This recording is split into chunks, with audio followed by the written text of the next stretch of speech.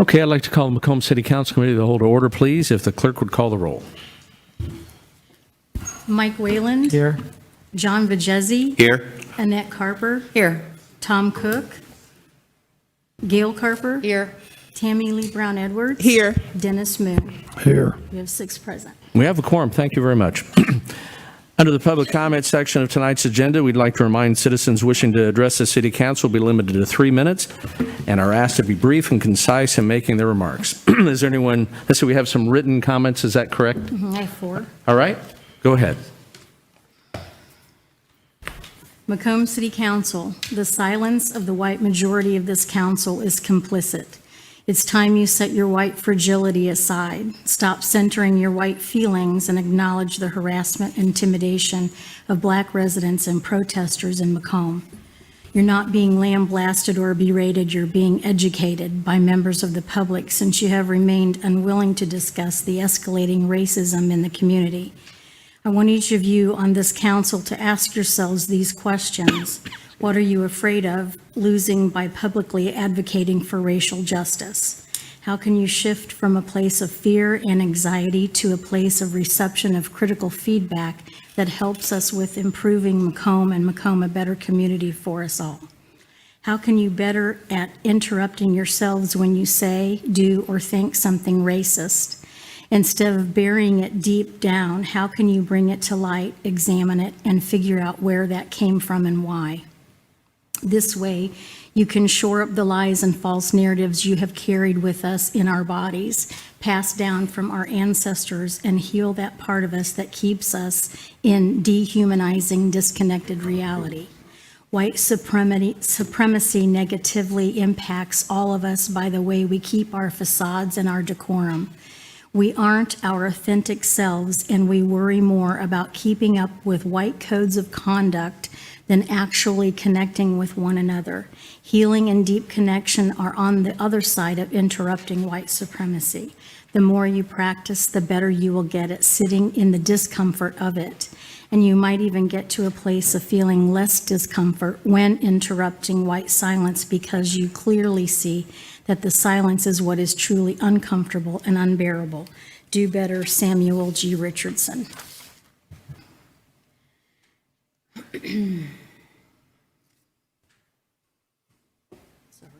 It's okay. Macomb City Council.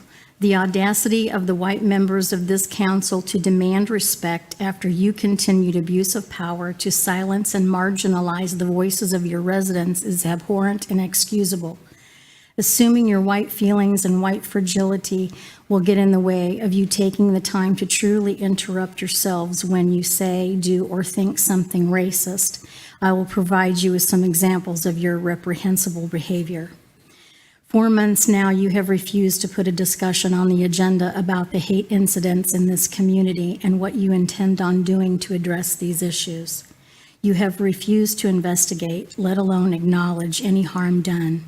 We demand an investigation into the police department, specifically Chief Barker, whom this council has repeatedly, time and time again, refused to hold accountable for his continuous failures to protect the Black community, as well as other marginalized members of this community as well. I shall also remind you that there is a petition currently still circulating that calls for the removal of Chief Barker and for the investigation of the Macomb Police Department. This petition has over 12,000 signatures and counting. The link to this petition is https://bit.ly/3DKNGNW, all lowercase. I highly encourage Macomb residents watching to please take the time to look at this petition. Again, the link is https://bit.ly/3DKNGNW, all lowercase. Black Lives Matter, white silence is violence. Barker must go. Investigate Macomb PD. Silence is complicity. This isn't about white feelings. Hold the police accountable. Do your jobs. Black Lives Matter. White silence is violence. Barker must resign now. Investigate Macomb Police Department. White silence is complicit. Stop centering your white feelings. With respect only to Alderman Tammy Lee Brown Edwards, Leif Ryder. Good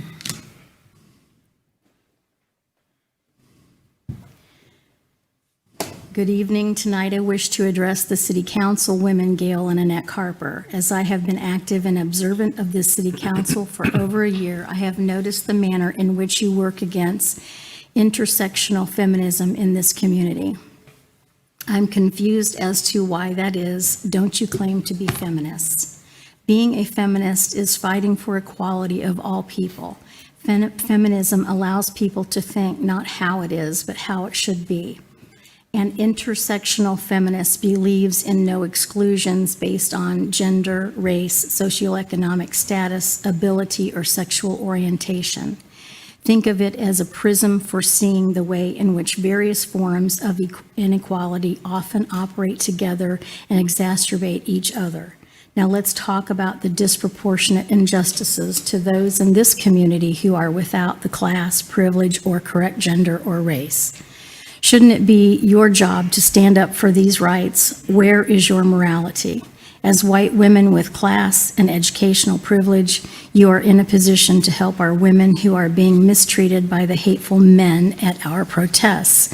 You say nothing. Apparently, you are fine with mistreatment of women if you don't like them. What about the others? The others you neglect to speak out about. The racial injustices here are escalating, yet you do nothing to speak out against them. Watching you give great reports and say nothing every week as Alderwoman Brown Edwards speaks out of the truths within this community is heartbreaking. How can you, as feminists, just look away and turn on deaf ears? My question is, are you thinking of how it should be in Macomb, or are you stuck in how to maintain where we are now?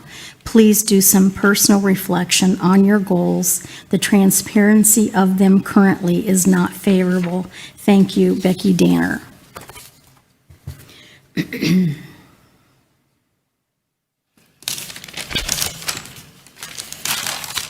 Dear Macomb City Council, at last week's City Council meeting, several white council members complained about the tone from citizens you have chosen to ignore week after week as they appeal to you for redress of concerns.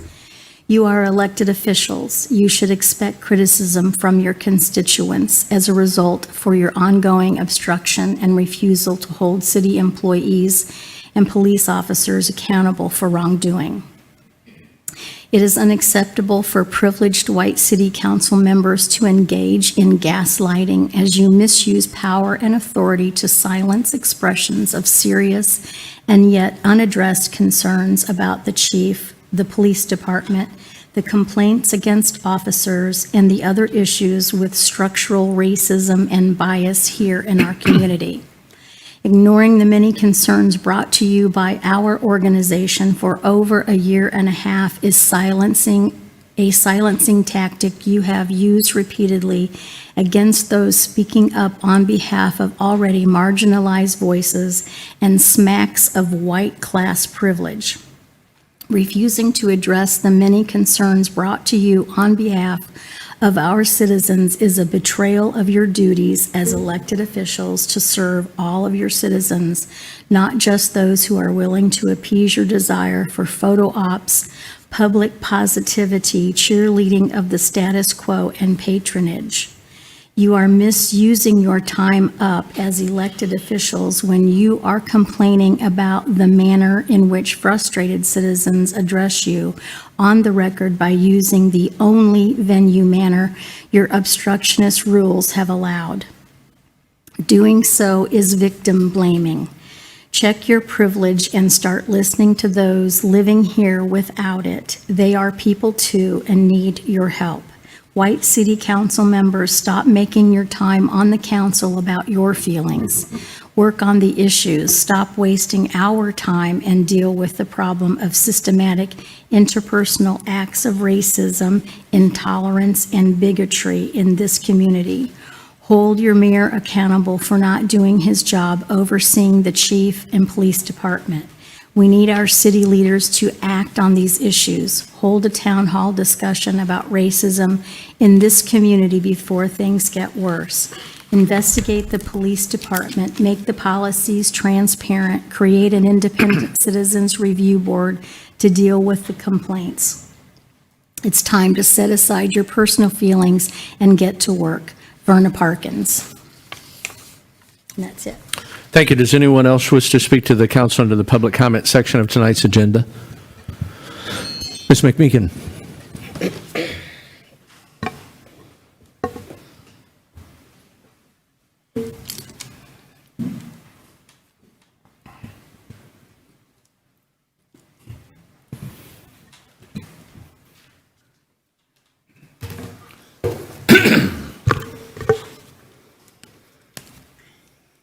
Heather McMeekin. Mayor Inman, give us a town hall to discuss race issues in this community. It's long past time for you, our elected officials, to provide the oft-requested town hall for community members to share experiences, concerns about the racism in our community. Since you've refused to put the discussion about it on the agenda, despite multiple requests to do so, we will continue bringing up our concerns in the only format you white city council members and mayor have allowed, and that is this 3-minute public comment. I'm going to give a content warning for racial trauma here. If somebody needs to turn off the video or turn off the sound so you're not re-traumatized, now is the time to do so.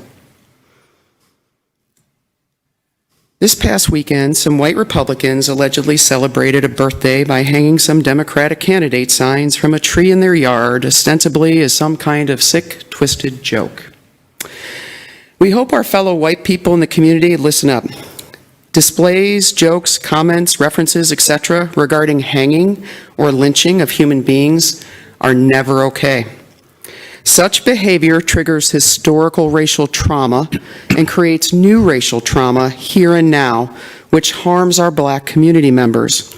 It demonstrates profound ignorance and or indifference to the pain of those who live in this community and have had ancestors hanged by white folks. This event and the many racist, hateful comments continuing to be posted online via social media by community members and yelled at Black Lives Matter protesters demonstrates that the structural racism in our community is not confined to any particular agency, institution, process, policy. It's our local culture. It is pervasive. It lives in the hearts of our white community members, including all of us, and is expressed on a tragic, hurtful spectrum of racial trauma, ranging from indifference and silencing to deliberate acts of hatred and even violence. Our Black community members have reported many are experiencing racism in housing, employment, education, healthcare, finances, and even religion. Lack of representation, transparency, and oversight in white-designed and white-led agencies allows these problems to persist. You have the power to work on these structures. Please step up in your humanity and service as elected and appointed city officials and take on this work now. Silencing, centering of white feelings, misusing power to thwart transparency and accountability is what structural racism looks like in the North. Mayor Inman, we are your citizens too, and we need you to do your job and schedule a town hall to discuss these problems before the quality of life for our Black and other community members of color gets worse. Heather McMeekin, President, Democratic Women of McDonough County. At this time, I'm also going to submit a complaint, against Officer J.P. McLaughlin for his online statements harassing us. I don't have to pay for that. It was already ripped when it got up there. So I'm going to hand that over. Thank you very much for your time. Okay, thank you.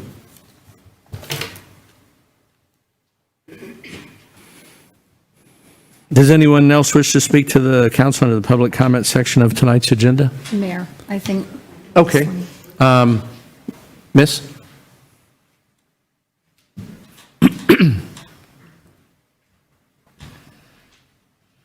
Hi, everyone.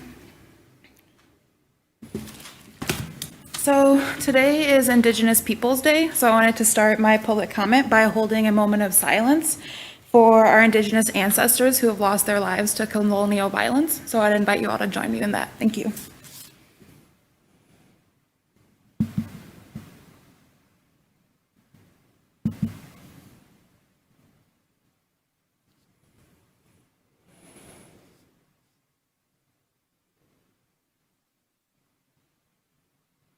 Okay, so thank you to everyone who participated in the moment of silence. I would also like to do a land acknowledgement to honor the original people of the land that we are currently on. According to the Native Governance Center, Indigenous land acknowledgement is important in understanding the longstanding history that has brought you to reside on the land and to seek to understand your place within that history. Land acknowledgements do not exist in a past tense or historical context. Colonialism is a current ongoing process, and we need to build our mindfulness of our present participation. When we talk about land, land is part of who we are. It's a mixture of our blood, our past, our current, and our future. We carry our ancestors in us, and they're around us, as you all do. So in closing for my comment, I would like to ask the City Council to stop bringing honor to a man who led mass genocide against Indigenous people by observing today as Columbus Day. And I would instead ask the council to begin observing Indigenous Peoples Day and make a commitment to support the Indigenous community. Thank you. Thank you. Anyone else? Sir.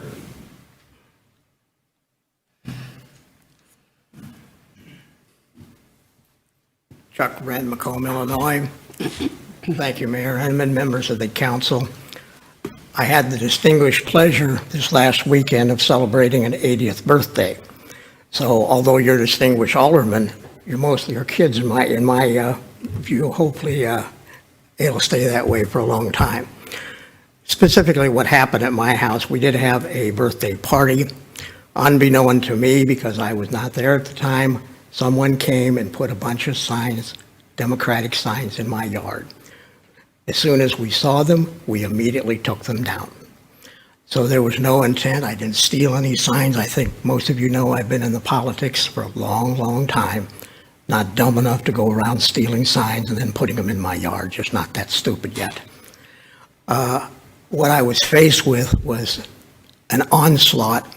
We were visited by the local Macomb Police Department, who I have high regard for. But in addition, we were also slandered on Facebook. And I will be referring that matter to my private attorney, which of course is not your issue or your problem. But I just wanted you factually to know what happened, that signs were placed in my yard. I did not do it. And then they were taken down immediately as soon as we saw it. So I thank you for your time. This was just for your information. Thank you. Anyone else under the public comment section? Sir.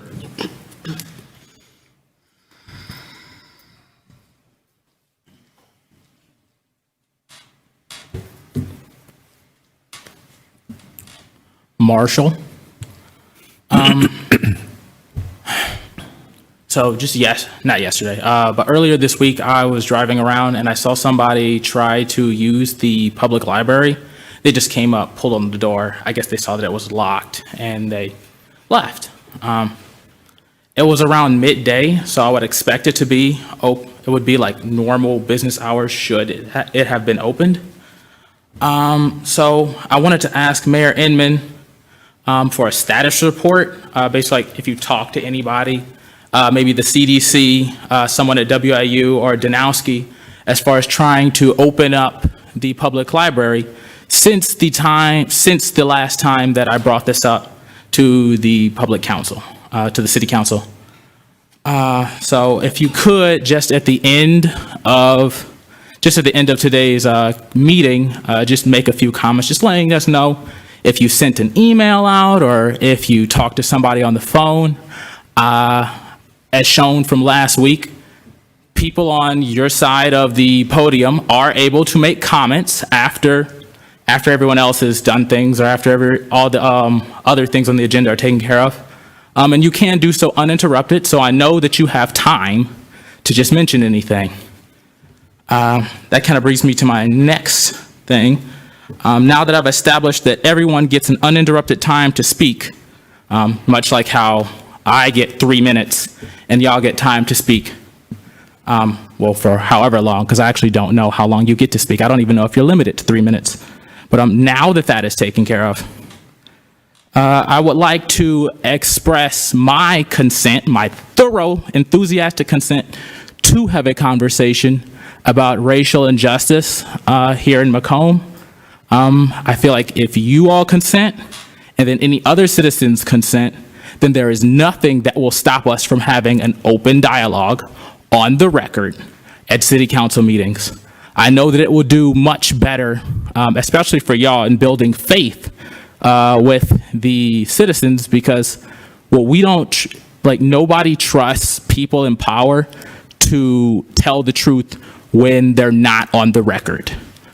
People can lie and things like that. And so if you want to grow that trust, it helps to put yourself in a position where you can be held accountable. Because if you are just and righteous, there won't be any problems. We'll have it on record. Everyone will tell the truth. Everyone will have a good conversation, and we can actually get somewhere. So, yes, I consent to that. I'm willing to have that conversation. I know that some other people are willing to have the conversation. At this point, I mean, the ball's in your court, and we can all kind of figure something else out. Thank you. Thank you. Anyone else have any comments under the public comment section of tonight's agenda?